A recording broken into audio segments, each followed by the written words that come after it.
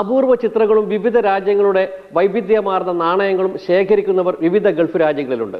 ഒരു ഹോബി എന്ന നിലക്ക് മാത്രമല്ല, വിജ്ഞാനത്തിൻ്റെ കൈമാറ്റം എന്ന രീതിയിലും. ദിനപത്രങ്ങളും മാസികകളും വായിച്ചതിന് ശേഷം അതിലെ കൗതുകകരവും ആകർഷകവുമായ ചില വാർത്തകളെ പരസ്പരം പറയുന്നതിലൊതുക്കുകയാണ് നാം പലരും.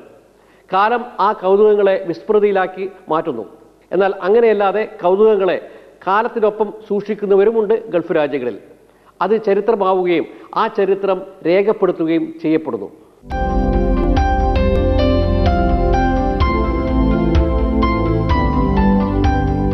കോഴിക്കോട് വില്യാപ്പള്ളി സ്വദേശി AP ഫൈസൽ വാർത്താ മാധ്യമങ്ങളിലും മറ്റു ആനുകാലികങ്ങളിലും പ്രത്യക്ഷപ്പെടുന്ന ചിത്രങ്ങൾ വെട്ടിയെടുത്ത് സൂക്ഷിക്കുന്നു.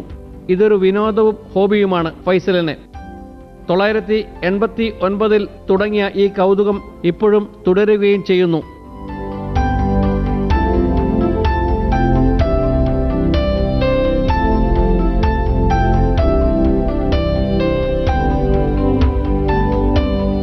ഞാൻ 20 വർഷമായി ബഹ്റൈനിലെത്തിയിട്ട് ഏകദേശം 300ഓളം ഫോട്ടോകൾ. കാരണം ഇപ്പോൾ ഇന്റർനെറ്റിൽ നിന്ന് കിട്ടണമെങ്കിലും പത്രങ്ങളിലായിട്ട് ഓരോ പത്രങ്ങളിലും വന്ന ഫോട്ടോകൾ, ഒറിജിനൽ ഫോട്ടോ കട്ടിങ്ങുകൾ തന്നെ എൻ്റെ ശേഖരത്തിന് സൂക്ഷിച്ചു വെച്ചിട്ടുണ്ട്.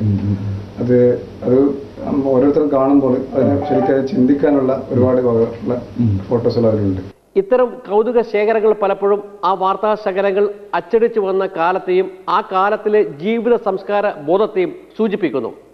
ഏത് കാലഘട്ടത്തിലാണ്, ഏത് സാമൂഹിക പരിസ്ഥിതിയിലാണ്, ഏത് പശ്ചാത്തലത്തിലാണ് ഇത്തരം അപൂർവതകൾ വന്നു ഭവിച്ചതെന്ന് അറിയുമ്പോൾ ആ കാലഘട്ടത്തെക്കുറിച്ച് ആഴത്തിൽ അറിയാൻ അത് പര്യാപ്തമാകുന്നു.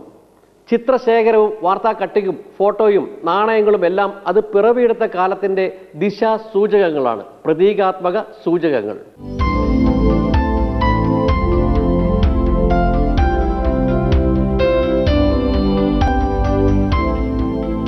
തടിച്ചു വീർത്ത കുടവയറനും വിശന്നൊട്ടിയ പട്ടിണി പാവവും ഒരുമിച്ച് ഒരു ചിത്രത്തിൽ വന്നത് ഏറെ കൗതുകം സൃഷ്ടിക്കുന്നു. ഈ ചിത്രത്തിന് പുറമെ ഷൂസുകളുടെ രാജകുമാരി, പല്ലിയെ ഭക്ഷിക്കുന്ന ചിലന്തി, പച്ച നിറമുള്ള മുട്ടയിടുന്ന താറാവ്, മഹാത്മാഗാന്ധിയുടെ 7 ഭാഷയിലുള്ള ഒപ്പ്, കൊമ്പുള്ള തേങ്ങ, ലോകത്തിലെ ഏറ്റവും വലിയ നാവ്, ഏറ്റവും നീളമുള്ള മുടി, കാന്തമനുഷ്യൻ, ഏറ്റവും ചെറിയ പാൻസ്, 2 തലയുള്ള ആട്, ഇരട്ടത്തേങ്ങ, സിറിഞ്ച് മനുഷ്യൻ, ക്ലോണിംഗ് പൂച്ച, 5 കാലുള്ള പശു, മാവിൻ്റെ വേരിൽ മാങ്ങ, ഒരു തേങ്ങയിൽ നിന്നും 4 തൈകൾ, മനുഷ്യനെ ഭക്ഷിക്കുന്ന മനുഷ്യൻ, ഏറ്റവും പ്രായം കൂടിയ വനിത, 75 കിലോ തൂക്കമുള്ള ആമ, പാമ്പിനെ തിന്നുന്ന മനുഷ്യൻ, കവിളിൽ ഇരുമ്പ് കൊളുത്ത് തുടങ്ങി 150ഓളം ചിത്രങ്ങൾ ഇതിനിടെ ഫൈസൽ ശേഖരിച്ചു കഴിഞ്ഞു.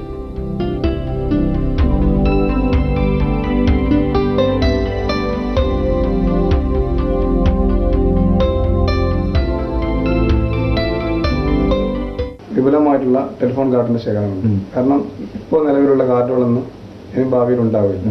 ഏകദേശം 20ഓളം വർഷത്തുള്ള ബഹ്റൈനിൽ എത്തിയ മുതലുള്ള ടെലിഫോൺ കാർഡുകൾ ഇന്ത്യയിലെയും ബഹ്റൈനിലെയും UAE-യിലുള്ള ഏകദേശം 100-ലധികം കാർഡുകളുണ്ട്, വിവിധ മോഡലുകളിലുള്ള. അത് ഇനിയിപ്പം ദുബൈയിൽ ഇനി ഇറങ്ങാത്ത കാർഡുകളാണ്. അപ്പോൾ അതിന്റെ വിപുലമായ ശേഖരമുണ്ട്. ബഹ്റൈനിൽ ആദ്യം കോളിംഗ് കാർഡാണ് ബൂത്തുകളിൽ ഉപയോഗിച്ചിരുന്നത്. ആ കാർഡുകൾ ഏകദേശം എൻ്റെ ശേഖരത്തിലുണ്ട്. ഓരോ വാർത്താ മാധ്യമവും ഓരോ പുതിയ വെളിച്ചമാണ് പുതിയ കാലഘട്ടങ്ങളിലേക്ക് നൽകുന്നത്.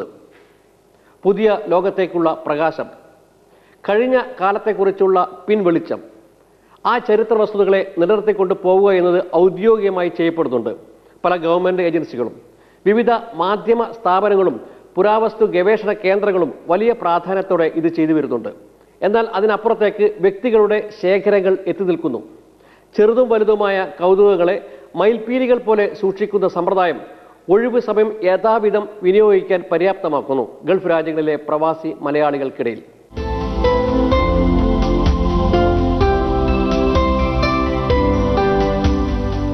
പ്രവാചക ശ്രേഷ്ഠൻ മുഹമ്മദ് നബി ബഹ്റൈൻ രാജാവിന് അയച്ച കത്ത്, റുക്കൂ ചെയ്യുന്ന മരം, ഹിർക്കലിന് റസൂലിൻ്റെ സന്ദേശം, വിശുദ്ധ ഖുർആൻ സ്വർണ്ണത്താളുകളിൽ ഏറ്റവും വലിയ ഖുർആൻ, സഞ്ചരിക്കുന്ന പള്ളി എന്നിവയും ചിത്രങ്ങളുടെ ശേഖരങ്ങളിലുണ്ട്.